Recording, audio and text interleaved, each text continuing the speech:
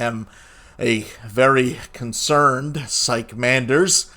And with me, from I hope a safe location is of course Mal Patiros. Mal, how the heck are you? Well, with all of the patter that's been going around here on PSB1, I suppose I'm doing well enough. But I'm here locked in my escape pod. I trust that you have also made it to yours, because you never. Well, these are unprecedented times. I'll say that. Most certainly. It turns out that the fun cheese was aboard the last shipment that was made to PSBN 1, and it started with the inappropriate touching, and soon after that, people started going missing. And that's when I locked myself in the medical bay. So no, Maul, I have not made it to an escape pod. I'm going to try. But first, I swear I've got a scalpel around here.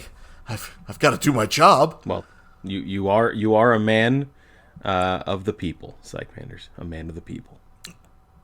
It is true. All right. Well, let me take the time to say this, lovely listeners, that there are times and opportunities in pretend football where fate sets up a perfect shot. The crux of fortune and foresight that gives you the opportunity to bloody the nose of a hated rival or plant a foot on the shoulders of giants and by that meter be lifted high to stand taller than your peers.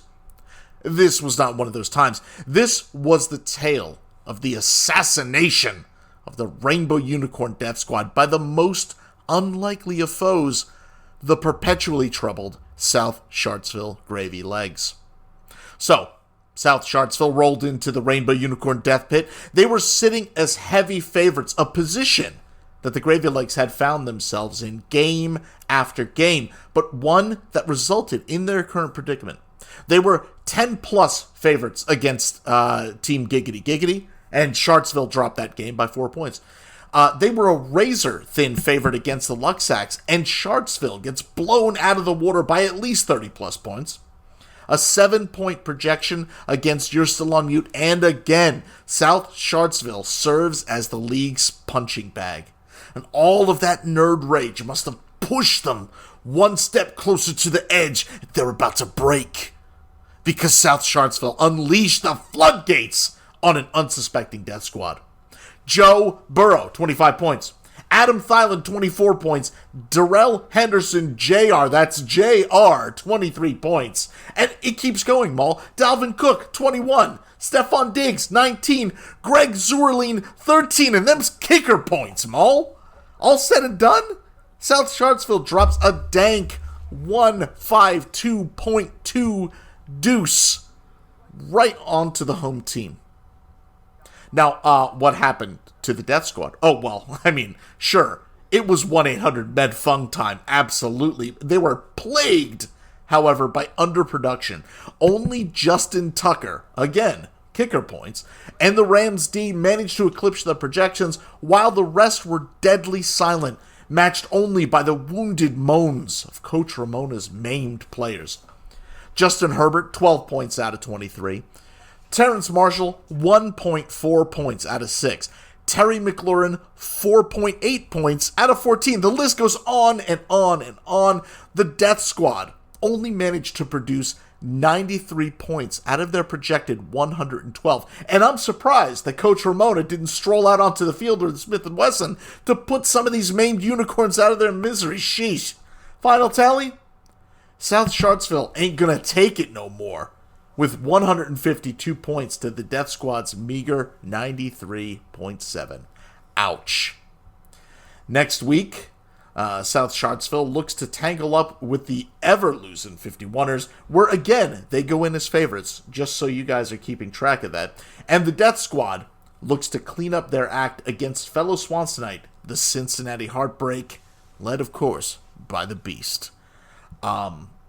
Maul, that is just a drubbing, an absolute drubbing. Nobody saw this coming. No, absolutely not. In fact, this has to be, in the annals of the NJCFFL, one of the most unbelievable losses for the Rainbow Unicorn Death Squad. They have had great seasons. They've won championships.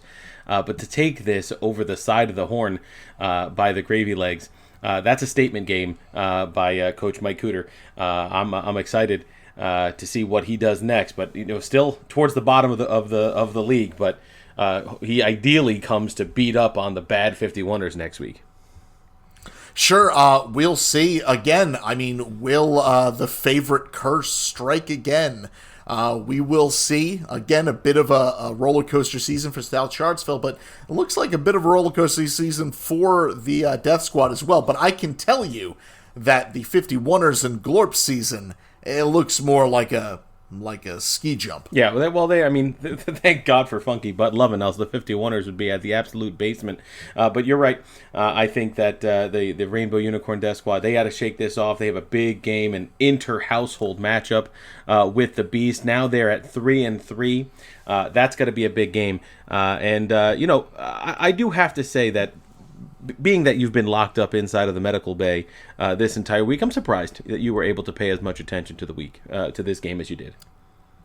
Well, I am oh my god, Maul, did you hear that? Please tell me the cameras.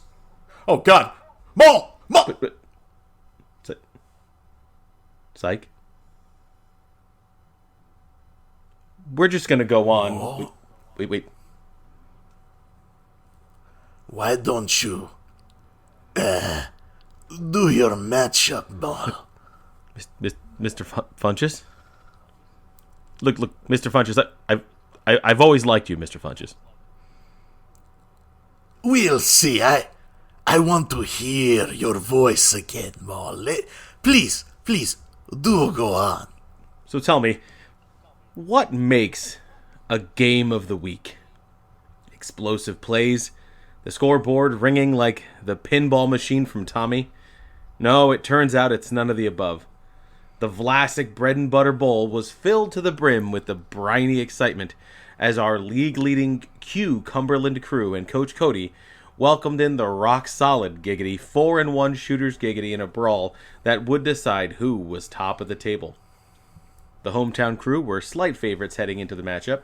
Solid performances from DeAndre Hopkins with 19 points, and Marvin, you call him Dr. Jones, doll, added 19.5 as well.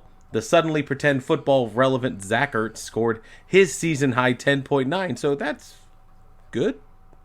Everyone else was a straight dumpster fire. No other member of the Pickle Boys was able to achieve their projections. Could our undefeated team, who admittedly caught some breaks this season, finally tumble from the top? Team Giggity would have to capitalize on the stumbling crew, but I admit it just didn't look good.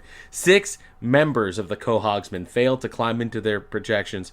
Minority owner of the Chicago Bears, Aaron Rodgers, scored a team-high 25.65 points, and just in time for Halloween, A.J. Green climbed from his grave to score 16.4. Tight end Mike Gesicki was also serviceable, adding 15.5 points. Aside from that, it's all just bad. We all came expecting fireworks. Giggity versus the Gherkins. It was all anybody talked about. And I know. Nothing to do up here but listen to the sound of Sykes breathing and scour the internet for pretend sports and analysts. In the end, it was a limp noodle Giggity as the undefeated crew fall to shooters Giggity by the slimmest of margins, 100.75 to 99.7. That's a 1.05 pretend point difference for those struggling with the math at home. A bit of bench blues could be heard moaning and groaning from the crew bench. Kirk Cousins scored a monstrous 32.25 points, almost 1/3 of all the points that the Pickle Boys amassed this week. That decision will haunt Coach Cody as the crew face off against the scorching hot Miami Uramies. The victorious Giggity will stay on the road with a trip against the Beavers in Pink Taco Memorial Coliseum. Mr. Funches, what did you do with Psych? I would not worry.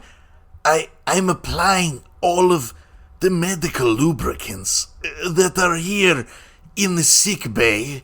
He's He's almost ready. That sounds horrible. Oh, Maul, I am so far away from the Smoothie King, Maul. Up here. Oh, it is the Funches who is the Smoothie King. Someone send help. Oh, don't worry, Maul. I disabled all of the escape pods, and I will see you soon. Oh God. And Oh no. I'll be seeing all of you soon too. PSBN1 over and out.